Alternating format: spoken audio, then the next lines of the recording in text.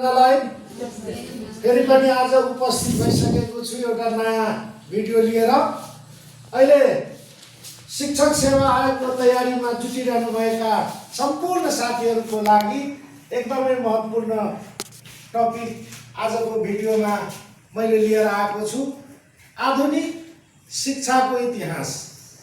नेपालमा आधुनिक शिक्षाको प्रारम्भ कहिलेदेखि भयो र हालसम्म के कस्ता परिवर्तनहरू भए, घटनाहरू भए, कुन मितिमा शिक्षा सम्बन्धी के नयाँ कुराहरू भए, ती सम्पूर्ण घटना परिघटनाको नालीबेली हामी आजको कक्षामा प्रस्तुत गर्नेछौँ। र सुरुवात आधुनिक शिक्षा दरबार हाई स्कुलबाट भएको मानिन्छ। विक्रम सम्वत 1910 साल असोज 27 गते तत्कालीन प्रधानमन्त्री जङ्गबहादुर राणाले बेलायत भ्रमणबाट आएपछि बेलायतको भ्रमणमा रहँदा त्यहाँको शिक्षाको परिपाटी देखेर, त्यहाँको अङ्ग्रेजी शिक्षा देखेर एकदमै प्रभावित भएका जङ्गबहादुरले हाम्रा छोराछोरीलाई पनि नेपालमा अङ्ग्रेजी शिक्षा दिनुपर्छ भन्ने एउटा मनमा राखेर त्यहाँबाट फर्केपछि उनले आफ्नै दरबार त्रिपुरेश्वरको दागचोक थापाथली दरबारमा दरबार स्कुलको स्थापना विक्रम सम्वत 1910 असोज 27 गते गरिएको थियो। सम्झिनु रहे 1990 असोज 10 गते दरबार स्कुलको स्थापना। त्यहीबाट आधुनिक शिक्षाको प्रारम्भ भएको मानिन्छ र 1990 देखि लिएर 2007 सालसम्म नेपालको आधुनिक शिक्षा एउटा सुस्त गतिमा अगाडि बढेको पाइन्छ र यसरी त्यसपछि 1996 मा शिक्षाको इस्तिहार जारी गरियो। राणा शासनकालमै 1996 सालमा शिक्षाको इस्तिहार जारी गर्यो, जसलाई शिक्षाको नियमावली पनि भनिन्छ। र जुन इस्तिहारलाई प्रकाशित भएको नेपालको इतिहासमा शिक्षाको पहिलो दस्तावेजको रूपमा पनि लिन्छ। त्योभन्दा पहिले शिक्षा सम्बन्धी कुनै लिखित कुरा प्रकाशित भएको थिएन र शिक्षाको इस्तिहार नै पहिलोचोटि प्रकाशित भएकोले त्यसलाई शिक्षाको पहिलो दस्तावेजको रूपमा पनि लिएको छ। र त्यसमा पाठ्यक्रम, पाठ्यपुस्तकको व्यवस्था गरिएको छ। छात्रवृत्तिको सुरुवात भनेको नेपालको शिक्षाको इतिहार 1996 बाटै सुरुवात भएको पाइन्छ। त्यसैगरी 20% गरिब विपन्नलाई छात्रवृत्तिको व्यवस्था गर्नुपर्छ भन्ने कुरा पनि इस्तिहारमै बाट सुरुवात गरिएको पाइन्छ। र यसैगरी शिक्षा विभागको स्वीकृति नलिइकन पाठ्यक्रम र पाठ्यपुस्तक पढाउन पाइँदैन। शिक्षा विभागले मान्यता दिएको पाठ्यक्रम र पाठ्यपुस्तक नै लागू गर्नुपर्छ भन्ने कुरा पनि इस्तिहारले बोलेको छ। अब हामी जाउँ त्यसपछि 2007 सालमा जुन नेपालमा परिवर्तन आयो, राणा शासनको अन्त्य भयो, देशमा प्रजातन्त्र आयो र देशमा प्रजातन्त्र आएपछि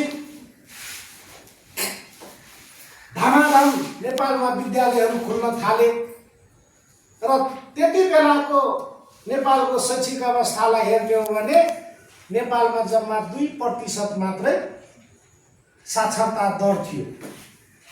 पुरुष भनेको 1.3%, महिलाको साक्षरता दर भनेको 0.7% मात्र थियो। अनि 2007 सालमा प्रजातन्त्र आइसकेपछि बनेका अन्तरिम सरकारले 2008 सालमा बजेट प्रस्तुत गर्यो अनि 2007 सालमै शिक्षा मन्त्रालयको स्थापना गर्यो र शिक्षा मन्त्रालयको मार्फतबाट देशभरि विद्यालयहरू स्थापना गर्ने, शिक्षाको व्यापक रूपमा हैन प्रचार प्रसार गर्ने, शिक्षालाई अगाडि ल्याउने भनेर सरकारले बजेटमा त्यो कुरा पनि ल्यायो। अनि त्यसै गरी 2011 सालमा नेपालको पहिलो शिक्षा आयोग योजना गठन गरियो अनि त्यसबाट शिक्षा सम्बन्धी गतिविधिहरूलाई अगाडि बढाए। अनि 2009 सालमा स्काउटको स्थापना गर्यो अनि 2012 सालमा प्रौढ शिक्षाको पनि सुरुवात भयो।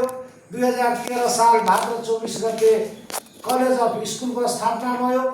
यसै गरी 2013 सालमा नर्मल स्कुलको पनि स्थापना भयो र यसरी कलेज अफ स्कुलले 1 वर्षीय बिएड, 2 वर्षीय बिएड र 3 वर्षीय बिएड र शिक्षक प्रशिक्षक तालिमका तालिमहरू पनि दिने व्यवस्थाहरू मिलाए र यसरी नेपालको शिक्षा क्रमशः अगाडि बढ्दै र त्यही क्रममा 2017 साल पुस 1 गते राजा महेन्द्रबाट प्रजातन्त्रको हत्या गर्यो।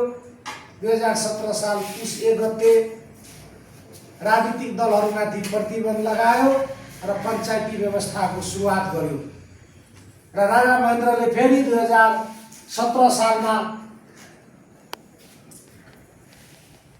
पञ्चायती व्यवस्था ल्याएपछि 18 सालमा एउटा राष्ट्रिय सर्वाङ्गीन शिक्षा आयोगको व्यवस्था गर्यो अनि 18 सालमा अञ्चल शिक्षा अधिकारीको व्यवस्था गरियो। 2023 सालमा गएर 20 सालमा नयाँ मुलुकी ऐन आयो। 21 सालमा जिल्ला शिक्षा अधिकारीको व्यवस्था गर्यो।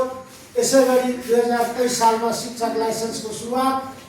2027 कार्तिक 1 गते जुन 18 सालमा बनाइएको शिक्षा हेर्ने अञ्चल शिक्षा अधिकारी थियो त्यसलाई विघटन गर्यो, खारेज गर्यो र 2028 मा नयाँ शिक्षा योजना लागू भयो जसलाई राष्ट्रिय शिक्षा पद्धति योजना 2028 पनि भनिन्छ र यसरी शिक्षा ऐन 2028 जारी गर्यो।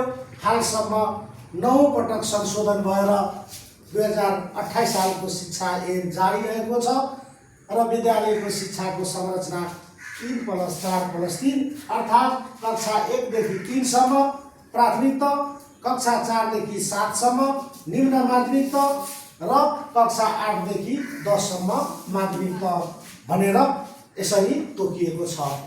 र अब त्यसपछि हामी अब 2031 सालको कुरा गर्छौं। 2031 सालमा प्राथमिक शिक्षा निशुल्क घोषणा गर्यो राजा वीरेन्द्रबाट, तत्कालीन राजा वीरेन्द्रबाट। अनि 2031 साल फाल्गुन 12 गते शिक्षा दिवस मनाउने, त्यही 12 गते शिक्षा दिवसको अवसरमा प्राथमिक तहसम्म निशुल्क शिक्षा पाउने घोषणा नेपाल सरकारबाट गरिएको छ। आजको लागि यति भन्दै अर्को भिडियो फेरि अर्को दिन लिएर आउने वाचा गर्दै आज बिदा हुन चाहन्छु। हस्, धन्यवाद, नमस्ते।